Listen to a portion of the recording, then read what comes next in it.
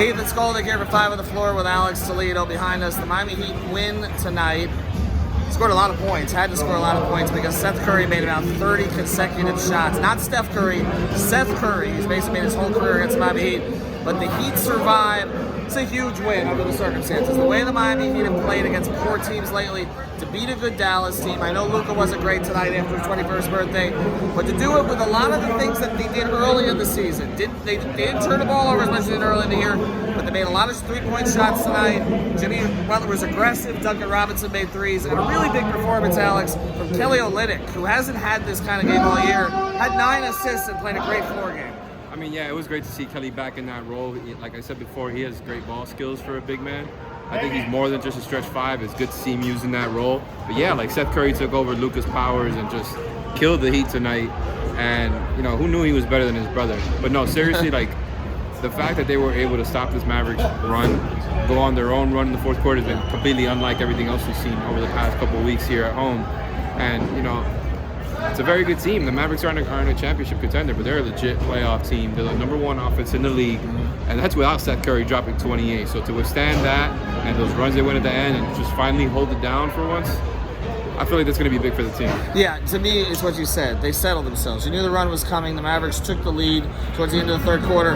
To me, the big stretch of the game was, I don't like the minutes without Bam and Butler on the court, but they went 12-0 to start the fourth quarter without either of them out there because the ball popped, okay? They found a little bit of a rhythm between Dragic and Olynyk, and they got some threes. Crowder had a 3 there. And I keep saying, Duncan Robinson needs to take 10-plus threes a game every single night. He was hunting threes from the beginning of this game. He was shooting, to use a joke that's been put on Twitter, he was shooting like people shoot against the Heat, basically. That's what he was doing tonight. But I also really liked Jimmy's performance. I thought Jimmy aggressive from the very start of the game. They need more of that. I know he's still dealing with a personal issue, but at least he gave you tonight, that consistent aggression from the very beginning. And I think that set the tone for them. I think that makes them feel more comfortable as a team. So anyway, go ahead. I mean, it's true. They need Jimmy to be that guy once the playoffs come.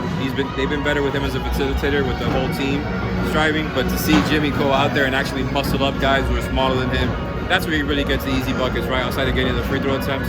So glad to see him push through, and obviously we hope that everything goes well with him and whatever's going on with him. Yeah, and to me the big thing is, can you sustain this, right? So Brooklyn, a team right now, no Kyrie Irving.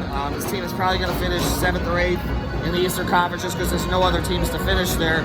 But Miami, to at least get a 2-game winning streak before Milwaukee comes in, you'll be able to put aside some of the bad feeling about what happened against Cleveland, what happened against Atlanta, what happened against, I don't even remember the other, Minnesota, okay, a G League Minnesota team that was in here.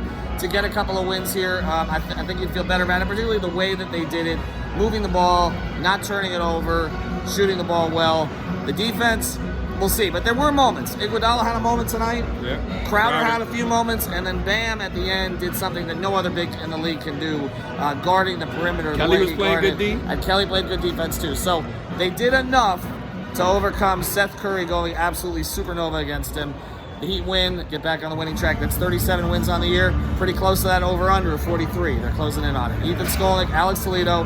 Check out the podcast. More from 5 on the floor.